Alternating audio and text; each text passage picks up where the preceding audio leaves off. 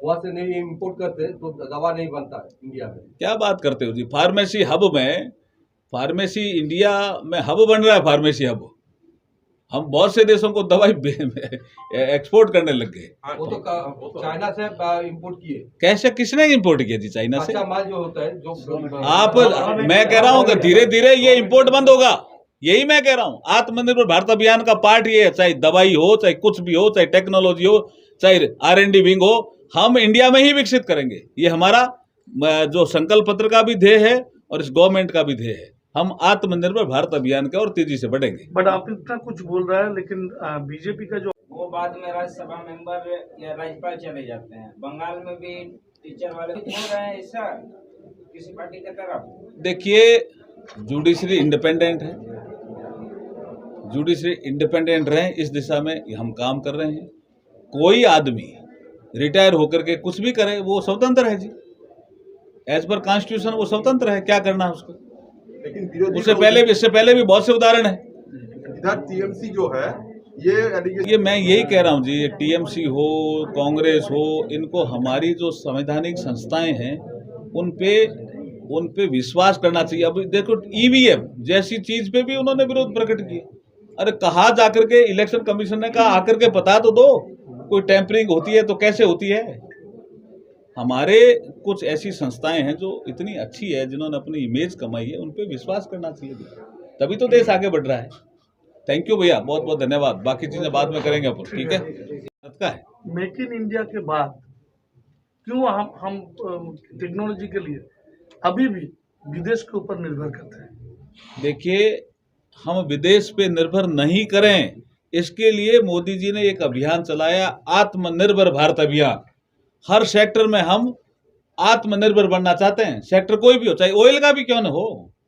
हमने oil sector का भी जो इंपोर्ट बिल है उसको कम करने के लिए इलेक्ट्रिक व्हीकल स्कीम को बहुत तेजी से हमने लागू किया है। फर्टिलाइजर, अगेन आपके इस क्षेत्र में बैठे, यहाँ शायद फर्टिलाइजर का पुराना कारखाना था, वो शायद बंद हो गया, और उसको हम आगे बढ़ा सकते हैं, क्योंकि हम फर्टिलाइजर का बिल भी, हमारा इंपोर्ट बिल बहुत बड़ा बिल है, हम उसको भी कम करना चाहते हैं। फर्टिलाइजर हम क्यों इंपोर्ट करें भाई? इस देश में फर्टिलाइजर नहीं बन सकता क्या? ये हमारा आत्मनिर्भर भारत अभियान का पार्ट है। हम हर सेक्टर में आत्मनिर्भर बनेंगे। तो जो दुर्गापुर में जो HFC कारखाना बंद पड़ा हुआ है, आप जो बोले कि फर्टिलाइजर कारखाना बंद है, दुर्गापुर में HFC का कारखाना बंद पड़ा, फर्टिलाइजर का ही तो। हाँ, देखिए, फर्टिलाइजर के विषय में मैं आपको कहना चाहता हूँ, मैं चूंकि इस लाइन से थोड़ा जुड़ा हुआ भी हूँ, हमारे मनसुख भाई मांडविया से मेरी अभी बात भी हुई है।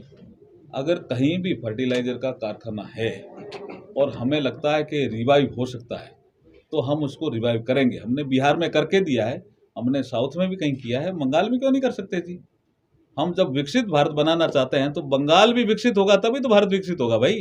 ये तो हमारा नारा है। बट एक कंट्रोवर्सी यहाँ पर, एक मिनट, फर्टिलाइजर आप रिवाइव करेंगे, लेकिन दिलीप घोष बोल रहे हैं कि जो केंद्रीय सरकार जो है वो बिजनेस नहीं करेगा, जो लॉस में चल रहा है वो कारखाना नहीं चल रहा है। नहीं, वो दूसरे दो सब्जेक्ट अलग, मिक्स मत करो। एक मिनट, मिक्स मत करो। PSU डिस इन्वेस्टमेंट पॉलिसी हम लेके नहीं आए भाई, मनमोहन सिंह जी की पॉलिसी थी।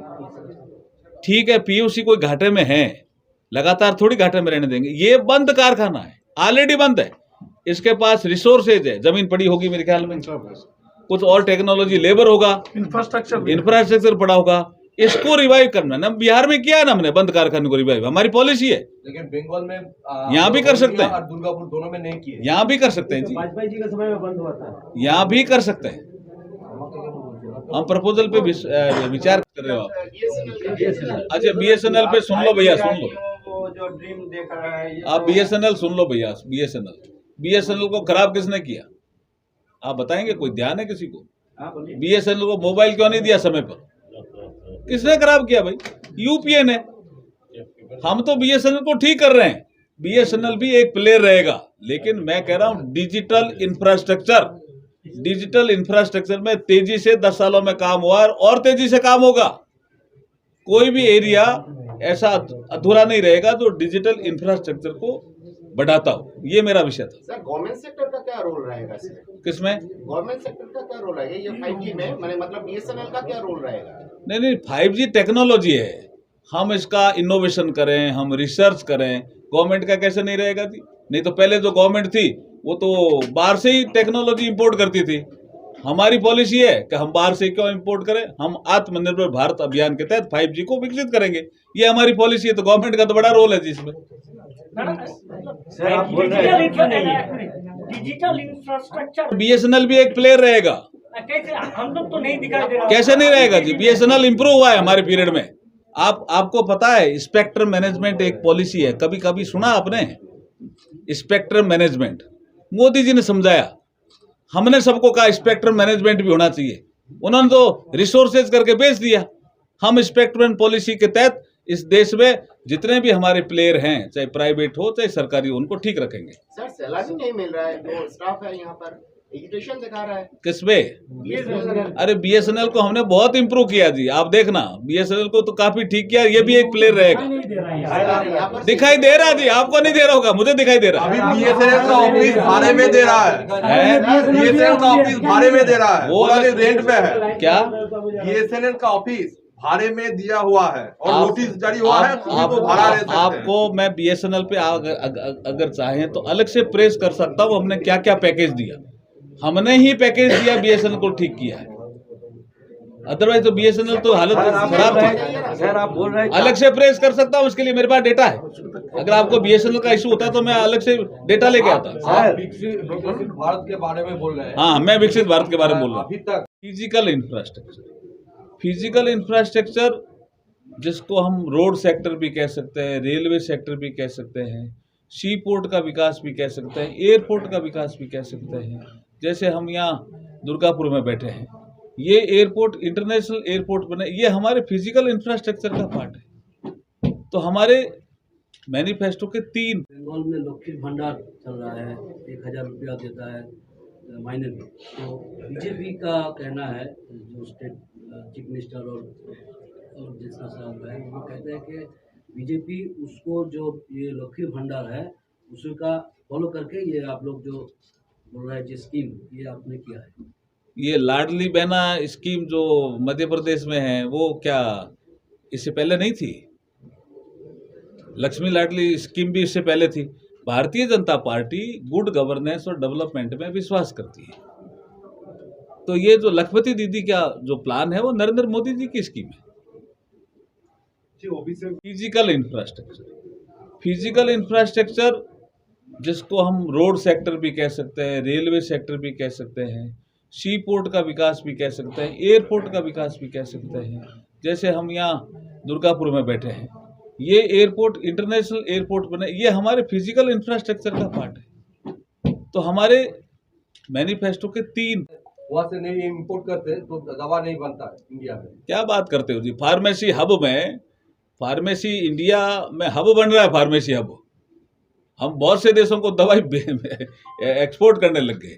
वो तो चाइना से इम्पोर्ट किए। कैसे, किसने इंपोर्ट किया जी चाइना से? कच्चा माल जो होता है जो आप, मैं कह रहा हूँ कि धीरे धीरे ये इंपोर्ट बंद होगा।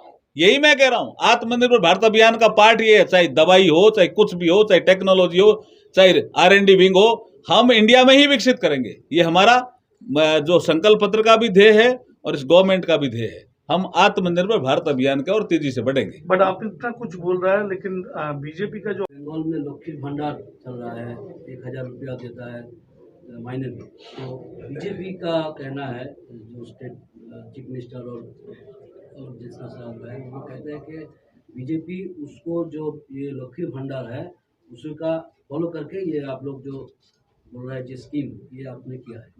ये लाडली बहना स्कीम जो मध्य प्रदेश में है, वो क्या इससे पहले नहीं थी? लक्ष्मी लाडली स्कीम भी इससे पहले थी। Bharatiya Janata party good governance और डेवलपमेंट में विश्वास करती है। तो ये जो लखपति दीदी का जो प्लान है वो नरेंद्र मोदी जी की स्कीम है। ये कहना है विरोधियों का। देखिए, ये कच्चे घर को पक्के बनाने की योजना क्या विरोधियों की है क्या? PM आवास, ये 4 करोड़ पक्के मकान बन गए, ये किसके हैं? ये 11.5 करोड़ शौचालय बन गए, ये किसने बनाए? 50 करोड़ के आसपास जनधन अकाउंट खोल करके डायरेक्ट बेनिफिट ट्रांसफर के माध्यम से बेनिफिशियरी को सीधा पैसा भेजा, किसने भेजा? प्रधानमंत्री गरीब कल्याण अन्न योजना के माध्यम से ये फ्री का राशन कार्ड, राशन कौन दे रहा है जी? ये मातृ वंदना स्कीम से 5,000 रुपए या कई जगह 6,000 रुपए ये खाते में कैसे जा रहा है जिसकी डिलीवरी होने वाली है? ये आयुष्मान भारत के माध्यम से इलाज कौन करा है जी? नल से जल, नल पहुंचा रहे हैं घरों में और जल दे रहे हैं। ये इतनी योजना, 112 योजना है, उज्ज्वला अलग से गैस का। देखिए 112 योजना ला करके जो डेवलपमेंट किया मोदी जी ने, वही धरातल पे पहुंचा हुआ है, इसलिए मोदी जी पॉपुलर है। मेघवाल जी, देखा जाता वो बाद में राज्यसभा मेंबर या राज्यपाल चले जाते हैं। बंगाल में भी टीचर वाले हो रहे हैं ऐसा किसी पार्टी की तरफ? देखिए जुडिशरी इंडिपेंडेंट है, जुडिशरी इंडिपेंडेंट रहे, इस दिशा में हम काम कर रहे हैं। कोई आदमी रिटायर होकर के कुछ भी करे वो स्वतंत्र है जी, एज पर कॉन्स्टिट्यूशन वो स्वतंत्र है, क्या करना है उसको। लेकिन इससे पहले भी बहुत से उदाहरण है। इधर टीएमसी जो है ये मैं यही कह रहा हूँ जी, ये टीएमसी हो, कांग्रेस हो, इनको हमारी जो संवैधानिक संस्थाएं हैं उन पे विश्वास करना चाहिए। अब देखो ईवीएम जैसी चीज पे भी उन्होंने विरोध प्रकट किया।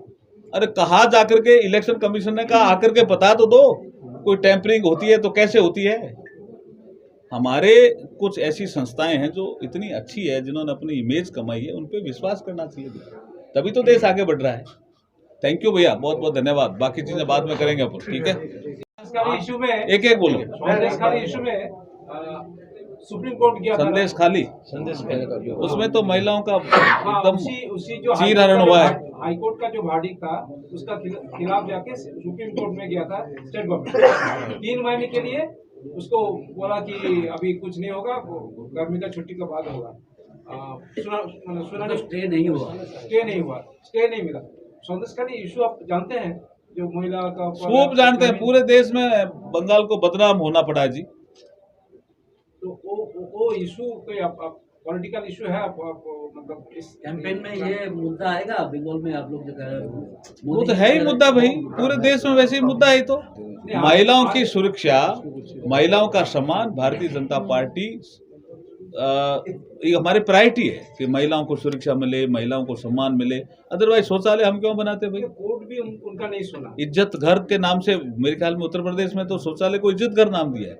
ये वुमन एम्पावरमेंट का हमारा एजेंडा है। क्या हुआ जी कोर्ट ने? आज सुप्रीम कोर्ट ने भी उनका नहीं सुना कि आप उनका टाइम बढ़ाने भी नहीं हुआ, बोले कि तो कोर्ट में विश्वास करना चाहिए ना। सर आप बोल रहे हैं कि डिजिटलाइजेशन करेंगे, 5G